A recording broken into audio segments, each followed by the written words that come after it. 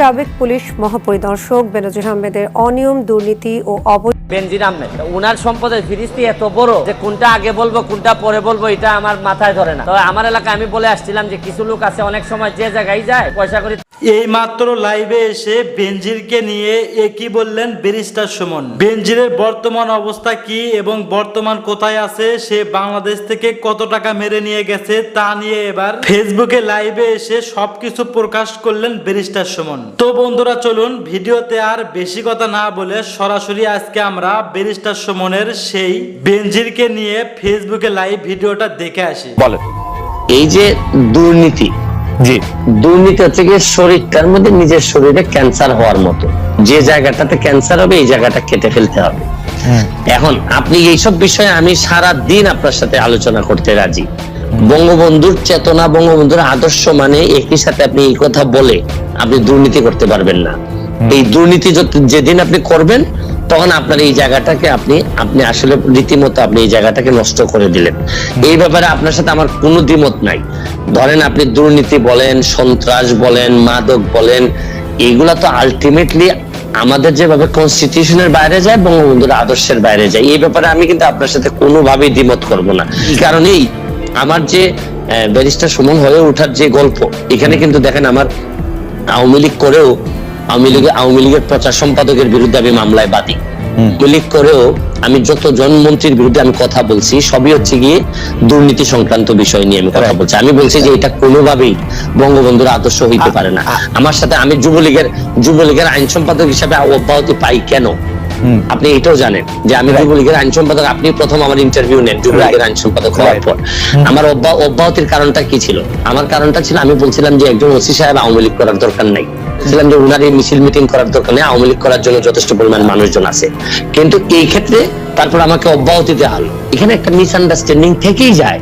আমি বলছি বাংলাদেশের হয়েছে কি, আপনি বাংলাদেশের আদর্শ, রাষ্ট্র, সরকার প্রধান, দলীয় প্রধান, এগুলার মানুষ এমন ভাবে গুলাই ফেলে যে এখন আমরা এক জায়গায় নিয়ে কথা বলতে পছন্দ করি। আসলে কিন্তু আমি প্রশ্ন করি, শেখ হাসিনা বঙ্গবন্ধুর আদর্শ ধারণ করেন বলে আপনি মনে করেন কিনা?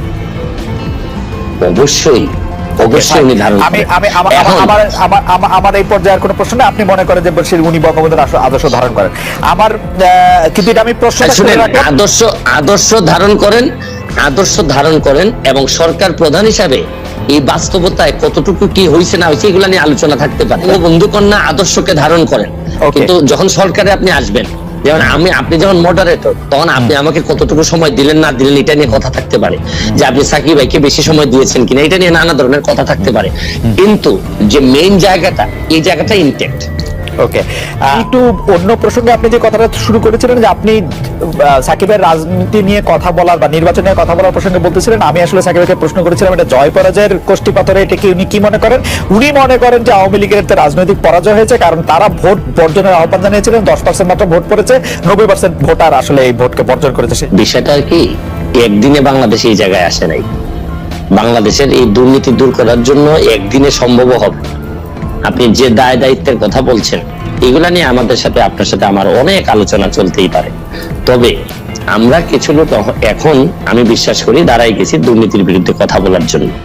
আপনি যে কোনো বিষয়ে আপনাকে তো টাইম দিতে হবে। আপনি আরেকটা বিষয় হচ্ছে কি, আপনারা যে আন্দোলনের কথা বলতেছেন, বারবার বলতেছেন যে স্যাবোটাজ, বিশ্বাস রাখেন স্যাবোটাজের উপর, তাহলে এইসব আন্দোলন করে লাভ কি? আপনারা এইসব লাভ নাই।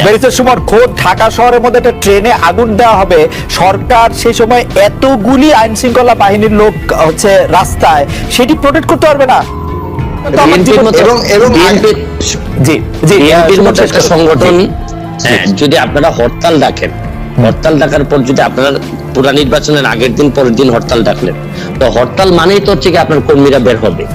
এবং এখন আপনি এই ধরনের সব জিনিসে আপনি ডিসপিউটেড কোয়েশ্চেন অফ ফ্যাক্ট গুলাকে আপনি বলছেন সব স্যাবোটাজ।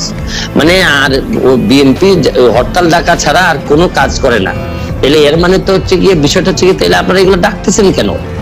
আপনারা তাহলে তো টাকার দরকার নেই, আপনি তো কি করবেন, মানে প্রতিবাদ জানাবে না? বেশি সময় প্রতিবাদ জানাবে না? তো প্রতিবাদ জানাচ্ছেন, এই জন্য তো হরতাল ডাকতেছেন, এবং আমরা বলছি যে এটা ওনারা করতেছেন এবং বিভিন্ন জায়গায় একটা জায়গায় বিএনপি একবারের জন্য বলে নাই হরতাল ডাকা ট্রেনে আগুন দেন, আচ্ছা, একবারের জন্য। আমি বলি নাই যে বিএনপি, এখন আমি যে জিনিস হচ্ছে কি প্রমাণিত হয় নাই, কিন্তু ধরে নেওয়া হবে আপনি যদি হরতাল ডাকেন, আমার নিজের গাড়িও পিকেটিং এর শিকার হয়েছে, এখন হরতাল ডাকলে পিকেটিং হইতে পারে, এটা স্বাভাবিকভাবে ধরে নেওয়া হয়। কিভাবে হরতাল ডাকার পর আপনি ভাবতেছেন যে আপনার কর্মী বাহিনী বা আপনার যারা আচ্ছা, আছে, ঠিক আছে, আপনার আপনারা তো তো পরিষ্কার। বেরেসা সুমন, আমি যদি সাকিব ভাইয়ের প্রশ্নটা একটু অন্যভাবে করি, আপনি বলছেন যেটা একদিনে বাংলাদেশে অবস্থা আসে না, একদিনে এটা দূর করা যাবে না, আপনার এর মধ্যে দাঁড়িয়েছেন, কিন্তু বেরেসা সুমন, আপনার একটা পরিচিতি আছে, সেটা আজকে এমপি হওয়ার জন্য না, গত 10-12 বছরে আপনার অসংখ্য খাটাখাটির পর আপনার একটা পরিচয় দাঁড়িয়েছে, কিন্তু আপনি কি সেই দুর্নীতিবাজদের এগেইনস্টে দাঁড়িয়ে মানে একটি প্রতিসভা এবং তাদেরকে সামাজিকভাবে পরিচিত করার জন্য কোন একটা উদ্যোগ কি নেওয়া আপনার উচিত ছিল না এই 10 বছরে? মানে আরো একটা প্রশ্ন করতে চাই, আপনার কাছে কি মনে হয় যে একটা দেশের সরকার প্রধান বা যিনি রাষ্ট্রীয় ক্ষমতা সর্বোচ্চ স্তরে আছেন, তার নজরে এগুলি পড়ছে না এবং তিনি কোনো প্রতিকার করছেন না, শুধু সেটি এমনি এমনি বাড়ছে, কমছে না? আমি প্রথম প্রশ্নটা আবার হারাই দিছি, আপনি সেকেন্ড প্রশ্নতে যাওয়াতে প্রতিবাদ আমি আসছি। আমার এই পর্যন্ত হাইকোর্টে যতগুলা মামলা আমি পাবলিক ইন্টারেস্টে নিজে কমপ্লেইনেন্ট হয়ে যতগুলা মামলা করছি, সবই ছিল হচ্ছে দুর্নীতির বিরুদ্ধে। আপনি দেখেন এই আওয়ামী লীগের সালাম মুর্শিদি, আপনি দেখেন প্রচার সম্পাদক গোলাপ সাহেব, এরপর হচ্ছে গিয়ে এস আলম, সবগুলাতে কিন্তু আমি বাদী ছিলাম। আমি দুর্নীতির বিরুদ্ধে এই পর্যন্ত যতগুলা, এই আমাদের যিনি মাননীয় শিক্ষামন্ত্রী বর্তমানে, দীপুমণি না, শিক্ষামন্ত্রী না, সমাজ কল্যাণ মন্ত্রী, উনার ভাইয়ের বিষয় নিয়ে আমি কথা বলছি। আমাদের যে সমরেজা সাহেব, উনার মুক্তিযুদ্ধের সার্টিফিকেট নিয়ে আমি কথা বলছি। মাননীয় সাবেক রেলমন্ত্রীর বিষয় নিয়ে আমি কথা বলছি। আপনি যাদের কথা বলছেন তারা সবাই মন্ত্রী থেকে বাদ পড়ছে, এইটা একটা ভালো জিনিস হয়েছে। যাদের কথা বলছেন তারা সবাই আরেকটা জিনিস দেখেন, আমি যাদের বিরুদ্ধে কথা বলছি, গোলাপ সাহেব ফেল করছেন, উনার প্রায় জামানত বাজেয়াপ্ত হয়েছে, আর যারা বেঁচে গেছেন তারা খুব অল্পতে বেঁচে গেছেন, মন্ত্রিত্ব থেকে বাদ পড়ছেন। এবং বিষয়টা হচ্ছে গিয়ে এই যে আপনি যেটা বলছেন যে আমি কিন্তু আমার ফেসবুকের মাধ্যমে জীবনের সবচেয়ে বেশি ঝুঁকি আমি নিছি যাদের বিরুদ্ধে আমি কথা বলছি, এরপরে যে আমি টিকে আছি, এটা আমার কাছে আমার জায়গা থেকে আমি চেষ্টা করছি। আমি কিন্তু বলছি না যে আপনারা দুর্নীতির বিষয়ে যা যা বলছেন আমি আমরা দেখেছি গতকাল আপনার ফেসবুক স্ট্যাটাসে বলেছেন প্রধানমন্ত্রী শেখ হাসিনার সঙ্গে দেখা হওয়া সামনাসামনি সেটাই আপনার জীবনের সবচেয়ে বড় ঘটনা। আপনি আর শেখ হাসিনা সরকারকে কি সমালোচনা করবেন? আপনি তো শেখ হাসিনা সরকারেরই একজন। আমার সমালোচনা প্রথম শুরু হয়েছিল আমার বাবার বিরুদ্ধে। আচ্ছা, আমার বাবার কার্যক্রম থেকেই প্রথমে আমি সমালোচনা করা শিখি। তো বিষয়টা হচ্ছে গিয়ে যেসব জায়গায় ধরেন আপনারে আমি সাংবাদিক হিসেবে পছন্দ করি, আপনার সাথে আমার 5টা মিনিট সময় কাটানোটা আমিও মনে করি যে এটা প্রায় আমার জন্য একটা প্রিভিলেজ। আমি অনেকটা মিনিট সময় কাটাতে পারতেছি আমরা, কিন্তু একই সময় কিন্তু আপনার বিভিন্ন বিষয়ে কিন্তু আমি একমত হব না, আবার আপনার বিভিন্ন বিষয়ে কিন্তু আপনার একমত তো হবই না, মানে বিনয়ের সাথে আমি আপনার সাথে চরম ভাবে বিরোধিতা করব। আমি কিন্তু বিষয়টা কিন্তু এরকম যে আমি হয়তো আপনার পক্ষে না, আপনার সাথে একমত না, কিন্তু আপনি যাতে আপনার পক্ষ কথা বলতে পারেন, এটার স্বাধীনতা আমি স্বাধীনতায় বিশ্বাস করি। সুতরাং এখানে বুঝতে হবে যে জননেত্রী শেখ হাসিনা সরকার প্রধানের সাথে সাথে উনি বঙ্গবন্ধু কন্যা, জাতির জনকের কন্যা। উনার সাথে কিন্তু ওনার কয়েকটা আইডেন্টিটি আছে, আপনারা হয়তো অনেকে একসাথে করে ফেলেন। আমার কাছে কিন্তু দেখেন, আমি কিন্তু এই এমপি হওয়ার আগেই বাংলাদেশ আওয়ামী লীগের প্রচার সম্পাদক যিনি বর্তমানে, তার বিরুদ্ধে মামলা হয়ে বাদী হয়ে কিন্তু আমি মামলা করেছি। সুতরাং আমি আওয়ামী লীগ করি, আওয়ামী লীগকে বঙ্গবন্ধুর আদর্শকে ধারণ করি, বহন করি, কিন্তু যে সব জায়গায় আমার সমালোচনা করার, যেসব জায়গায় আমার প্রতিবাদ করার, এই জায়গায় তো আমি বন্ধ হয় নাই বা আমি কখনো আটকে থাকি নাই, বা চেষ্টা করছি, আমি যতটুকু পারছি আমি চেষ্টা করছি। এইখানে বঙ্গবন্ধু কন্যার সাথে দেখা করতে পারাটা আমার জন্য এটা সম্মানের। এইখানে আপনারা মিলাই ফেলবেন না, কিন্তু উনি সরকার প্রধান যখন হবেন তখন সরকারের দায় যতটুকু থাকবে, যতটুকু ওনার নেওয়ার বিষয় আছে, এখানে আমি হয়তো ওনাকে বলবো যে মাননীয় নেত্রী, এখানে আমার মনে হয় কাজ করার সুযোগ আছে। আমার হয়তো বলার, এখানে একটা জিনিস হয়েছে কি, এবার সংসদে আপনি কখনো কোনো খারাপ ভাষা হয়তো শুনবেন না, কাবকে শুনবেন না, গালাগালি শুনবেন না। এবারে সংসদ হবে ভদ্রলোকের সংসদ। না। এখানে আপনি দেখবেন কিন্তু বিরোধিতা কি হবে, মানে আপনি মনে করছেন চরম বিরোধিতা হবে। আপনি আপনি আপনি কিন্তু আশ্চর্য হবেন যে আপনি তো অরিজিনালি নৌকা, মানে আপনি নিজেও নিজেরে বলেন, এমনিও বলেন। না না না, এইখানেই প্রবলেমটা। হ্যাঁ। প্রবলেমটা হচ্ছে গিয়ে আমি বঙ্গবন্ধুর আদর্শকে ধারণ করি, এবং আদর্শকে ধারণ করা মানে কি, মানে হচ্ছে গিয়ে ওনার যে আদর্শটা আছে এইটা আমাদের একটা কনস্টিটিউশনের মতো, যে হাইকোর্ট কিন্তু কনস্টিটিউশনকে মানে, কিন্তু যখনই কনস্টিটিউশন ভায়োলেট করার বিষয় আসে তখন কিন্তু হাইকোর্ট একটা রুল দিয়ে দেয়। ওকে। তো বিষয়টা হচ্ছে গিয়ে যে আমার এই জায়গাটা ঠিক রেখে আমার দেশটাকে বাঁচানোর জন্য, দেশটাকে ভালো করার জন্য আমার যে সব জায়গায় নক করতে হবে, এইসব জায়গায় আমি স্বতন্ত্র হিসেবে আমার তো আরো স্কোপ আরো বেড়ে গেল। রাইট। বঙ্গবন্ধুর আদর্শের কোষ্ঠী পাথরে এই বিরোধী দলের নেতা নেত্রীদের জেলে রেখে ইলেকশন করাটা কেমন আসলে? এই প্রশ্নটা আমার মনে হয় সাকিব ভাইকে করেন। সাকিব ভাই এই আমার মনে হয় এটার জন্য উত্তর দেওয়ার জন্য উনি একেবারে আশ্চর্য হইতেছেন। না, সাকিবকে করার জন্য আপনি কষ্ট আছেন। আমি এমনি মনে করি, এমনি আচ্ছা ঠিক আছে, আমি প্রশ্নটা অন্যভাবে করি। বঙ্গবন্ধুর আদর্শ প্রশ্ন করি, আপনার কাছে কি মনে হয় যে আওয়ামী লীগ সভানেত্রী বা আওয়ামী লীগের যে যিনি সরকার পরিচালনা করলেন গত সংসদে যেইভাবে হামলা, মামলা এবং বিরোধী দলের উপর যে নিপীড়নের অভিযোগটা করা হয়েছে, সেইটা আপনি আসলে কিভাবে দেখেন? মানে মুক্ত সেই যে অভিযোগগুলি আছে মানবাধিকার, সেগুলির ক্ষেত্রে আপনার কাছে কি মনে হয়? মানে মানে মানে সেটা শেখ হাসিনার সরকার ঠিক মতো ছিল? আমার কাছে মনে হচ্ছে কি যে আপনি এই একজন নৌকার প্রার্থীকে প্রশ্ন করতেছেন। আচ্ছা ঠিক আছে, আপনি একজন স্বতন্ত্র প্রার্থীকে প্রশ্ন করতেছেন, নৌকার প্রার্থীকে বিষয়টা এইভাবে না। তারপর আমি আপনাকে যেটা বলতে চাই হচ্ছে গিয়ে যে আদর্শের রাজনীতিতে থাকলে একসময় না একসময় আপনি সার্ভাইভ করবেন। যারা এখন বিভিন্ন অভিযোগ তুলতেছেন তাদের আদর্শের জায়গাটা আরো স্ট্রং হইলে দেখবেন আমার মতো ওনারাও বেরোয় আসবে। বিষয়টা হচ্ছে কি, ওনারা যে একেবারে ছেড়ে দিয়ে অসহিংসতা বেনিফিট বা ক্রেডিট নেওয়ার চেষ্টা করতেছেন, এটা একেবারে আমি মনে করি না যেটা সত্য। তারা যদি দাঁড়ানোর সক্ষমতা থাকতো, তাদের যদি ম্যান্ডেট থাকতো। আচ্ছা আমি একটা জিনিস বলি, মানুষ যদি ওনাদের প্রতি এতই ভালোবেসে ভোট দিতে না আসে, 90% লোক বসে থাকে, তাহলে এই 90% লোক আন্দোলনের সময় কই থাকে? তারা আসে না কেন? তারা পুলিশের গুলির ভয় পায়। বেঁচে সুমন, আপনি নিজে জানেন তারা পুলিশের গুলির ভয় পায়, তারা মামলার ভয় পায়। তারা এই যে আসেন বিষয়টা হচ্ছে কি, আমার এলাকায় যখন আমি নির্বাচন করতে যাই, আমি একেবারে ধরেন আমি একটা এই দুইজন একই মানুষের মধ্যে দুইটি মন্ত্রণালয়, একজন মাননীয় মন্ত্রীর বিরুদ্ধে আমি নির্বাচন করতে গিয়ে আমি টের পেয়েছি যে আমার কত ডিফিকাল্টিস হয়েছে। কিন্তু আমার আদর্শের জায়গা এবং আমার কাজ করার যে সক্ষমতা ছিল বলে কিন্তু আমার লোকজন কিন্তু এই যে বুলেট বা কিছুই ভয় পাই না। আপনি ভুলে যাচ্ছেন যে আপনি নির্বাচনে অংশগ্রহণ করার আগে আওয়ামী লীগের সভানেত্রী শেখ হাসিনা বলেছিলেন যারা আমার দল করে কিন্তু আসলে অন্যভাবে নির্বাচন করতে চায় তারা তাদেরকে নির্বাচন সুষ্ঠুভাবে করতে দিতে হবে। আপনি অরিজিনালি নৌকার সাপোর্টার, আওয়ামী লীগের মানে একজন কেন্দ্রীয় লোকের চেয়েও আপনার আসলে এক ধরনের পরিচিতি ক্ষমতা বেশি নানা কারণেই, তো সেই কারণে আপনি এটা করতে পারছেন। এটা কি একটা বিএনপি লোক করতে পারতো এরকম? ওনারা তো আগেই ছেড়েই দিলেন আমাদের। দেখেন বিএনপি যদি নির্বাচনে আসতো তাহলে কিন্তু আমার নির্বাচন করা হতো না, আমাদের কিন্তু একজনই থাকতো। আমি কিন্তু ধরেন আমি যার বিরুদ্ধে নির্বাচন করেছি উনি নৌকার নমিনেশন পেয়েছেন, বিএনপি আসলে কিন্তু আমি ওনার পক্ষে নির্বাচন করতাম। কিন্তু এখন বিএনপি যে আসেনি, কারণ ওনাদের নানা রকম কমপ্লেন থাকতে পারে। এখন প্রশ্ন হচ্ছে গিয়ে, বাস্তবতা হচ্ছে গিয়ে ওনারা এখন একেবারে পেছনে পড়ে গেছেন। ওনাদের কিন্তু এখন আমাদের আলোচনা কিন্তু পুরো বাংলাদেশ জুড়ে হচ্ছে যে মন্ত্রী এটা ভালো হয়নি, এটা ভালো হয়েছে, এরকম হচ্ছে। কিন্তু ওনারা যে দাবি করতেছেন আমি ব্যক্তিগতভাবে মনে করি তাও ডিসপিউটেড কোশ্চেন অফ ফ্যাক্ট। আমি আপনাদের জানতে চাইতে পারি যে আপনার মাথায় কি মনে হয় যে নির্বাচন কমিশন ঘোষিত যে নাম্বার 41.8% লোক এবার ভোট দিয়েছে, অর্থাৎ প্রতি 10 জন ভোটারের 4 জন ভোটার ভোট দিয়েছেন, এটা কি আপনার কাছে ফ্যাক্ট মনে হয়? আমি অবশ্য ঢাকার বাইরে যাই নাই, আমি আগেই বলে রাখি আমি মাত্রই 7-8টা কেন্দ্র দেখেছি। আমি 41.8% আপনার কাছে রিয়েলিস্টিক মনে হয়? আমার যেমন আমার এলাকায় যেটা আমি তখন তো আমি সারা বাংলাদেশ নিয়ে একেবারেই কনসার্ন ছিলাম না। আমার এলাকায় 50% অ্যাবভ, আমার এলাকায় 50% অ্যাবভ।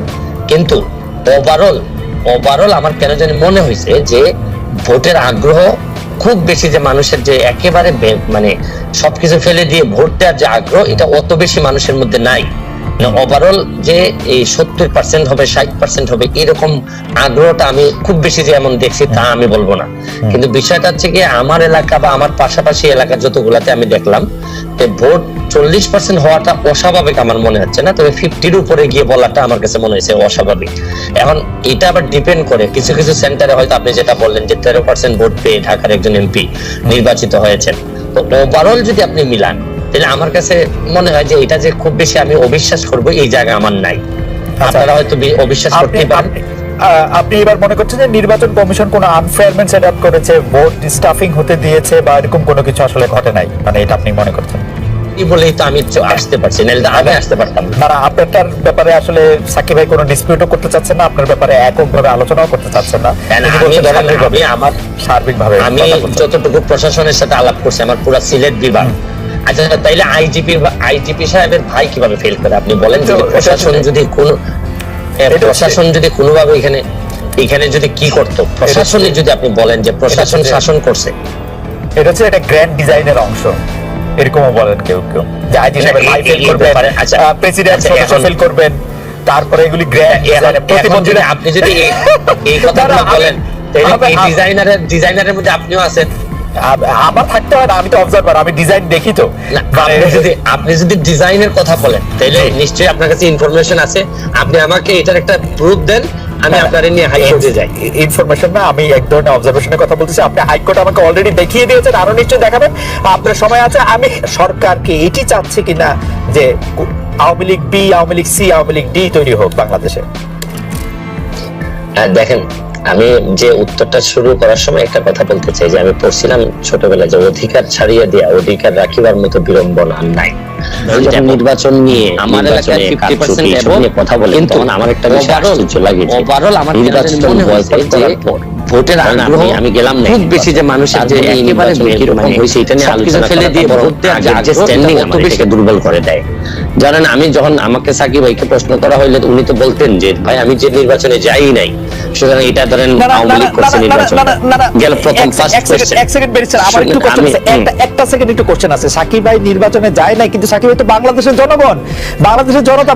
আমি বলছি, আমি শুনেন, মানে না প্রশ্ন করতে পারবে, কিন্তু উনি যে স্ট্যান্ডিং নিয়ে যায় নাই নির্বাচনে, এই স্ট্যান্ডিং এর পরে বরং উনি নির্বাচনের কারচুপি নিয়ে কথা বলাটা নির্বাচনের উনি বৈধতা দিলেন। এটা হচ্ছে কি আমি ব্যক্তিগতভাবে মনে করি, আপনারা করতে পারেন না, এটা আমার মত হচ্ছে কি যে আমি যখন যে নির্বাচনে গেলেন আমি আপনার কাছে ক্ষমতা দিয়ে দিলাম, ভাই যান, আপনি আপনার সাথে আমি নাই, আপনার আন্ডারে আমি নির্বাচন করব না। তারপরে এই নির্বাচন কিরকম হয়েছে এটা নিয়ে তর্ক বিতর্ক করা, আমি আমার জায়গায় স্ট্যান্ডিং থাকবো যে আমি শুনেন, আমি যে কারণে আপনার আন্ডারে নির্বাচন করতে চাইনি, যৌক্তিক দাবি থাকতে পারে, এই দাবি কিন্তু এখন আর ওনাদের কিন্তু এখন আর এই জায়গা নাই। এখন হচ্ছে গিয়ে ঠিক মতো নির্বাচন হয়েছে কিনা, ভোটার ঠিক মতো আসছে কিনা, এই জায়গায় চলে আসছেন ওনারা। সুতরাং আগের বিষয়টা একটা হালকা হয়ে গেছে। আর আরেকটা বিষয় হচ্ছে গিয়ে এই বিএনপি বা এই ধরনের দল যখন আসে না, ধরেন একটা বড় অংশ তো আসে নাই ভোটে, সুতরাং তখন তো হচ্ছে কি এই জায়গাটা খালি থাকে না, এই জায়গাতে অসংখ্য স্বতন্ত্রের তৈরি হয়েছে। এবং আপনারা কিন্তু আমার বিশ্বাস একটা যে আশ্চর্য হবেন এইবারের স্বতন্ত্রদের পারফরমেন্স দেখে, সংসদের ভিতরের পারফরমেন্স দেখে আপনারা আশ্চর্য হবেন। এখন এই জায়গায় আমি একটা প্রশ্নের কথা আপনাকে বলতে চাই, যেমন ধরেন আমি স্বতন্ত্র, কিন্তু স্বতন্ত্র হইল দুইটা জায়গায় আমার, আপনি আমাকে আনকম্প্রোমাইজিং। একটা হচ্ছে গিয়ে যে আমি বঙ্গবন্ধুকে ধারণ করি, বঙ্গবন্ধুকে বহন করি, আরেকটা হচ্ছে মুক্তিযুদ্ধের সপক্ষের শক্তি হিসেবে আমি নিজেকে দাবি করি এবং এই অনুযায়ী কাজ করি। যে এই জায়গা যেহেতু আপনি মানেন, তাহলে আপনি বিটি, তাইলে আমি সম্মানের সাথে আপনার সাথে দ্বিমত করতে চাই। আমার প্রশ্ন হচ্ছে গিয়ে যে বাংলাদেশে এই দুইটা জিনিস না মানার পরে আমার কাছে মনে হয় যে এটা খুবই হতাশাজনক। আপনার সাথে আমার আর বক্তব্য চলে না, ওকে? কারণ আমি এই জায়গায় কোন ধরনের কম্প্রোমাইজ আমি করব না, বরং বিরোধী দল যারা করবেন, ধরেন বিরোধী দল বঙ্গবন্ধুর যিনি মানবেন না, তিনি আসলে এই দেশে জাতির জন্য কে যিনি মানবেন না, বা এই তখন তো বিরোধী দলের আমার এই কনসেপ্টটা আমার কাছে খুবই হেইজি মনে হয়। তা আপনি এই বি টিমের যেটা বলতেছেন, Awami League B team, C team কিনা বা জাতীয় এরকম হচ্ছে কিনা, তো বন্ধুরা, এতক্ষণ আপনারা দেখলেন ব্যারিস্টার সুমনের ফেসবুকে একটি লাইভ ভিডিও, যেখানে দেশের দুর্নীতি সহ অনেক কিছু তুলে ধরা হয়েছে। তো বন্ধুরা, ব্যারিস্টার সুমনের কথাগুলো আপনাদের কাছে কেমন লাগলো, আর ব্যারিস্টার সুমনের সাথে আপনারা সহমত কিনা অবশ্যই কমেন্ট বক্সে কমেন্ট করে জানিয়ে দিন। আর হ্যাঁ, ব্যারিস্টার সুমনকে নিয়ে এমন নিত্য নতুন আপডেট খবর সবার আগে পেতে এখনই আমাদের পিচ্চি সাকিব চ্যানেলটি সাবস্ক্রাইব করুন।